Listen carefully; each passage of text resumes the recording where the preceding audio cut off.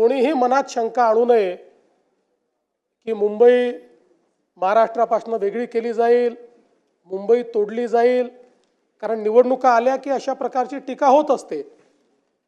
म्हणून या सभागृहामध्ये मी निश्चितपणे सांगतो की मुंबई कालही महाराष्ट्राची होती, आजही महाराष्ट्राची आहे आणि जोपर्यंत चंद्र आणि सूर्य आहे तोपर्यंत ती महाराष्ट्राचीच राहील। जे स्मार्ट मीटर्स आहेत ते लावण्याच्या संदर्भातला निर्णय शासनाने घेतला होता। याचं कारण आपल्याला जेव्हा केंद्र सरकारने 29,000 कोटी रुपयाची RDSS स्कीम दिली, त्या स्कीमचा एक भाग प्रीपेड स्मार्ट मीटर प्रत्येक ग्राहकाला लावणे असा होता। त्याच्यावर खूप मोठ्या प्रमाणात आक्षेप आले, त्यामुळे पहिल्या टप्प्यामध्ये आपण फीडर मीटर पूर्ण केले, डिस्ट्रीब्युशन मीटर पूर्ण केले आणि जेवढ्या सरकारी आस्थापना आहेत त्या सरकारी आस्थापनांना आपण आता स्मार्ट मीटर्स प्रीपेड हे लावलेले आहेत।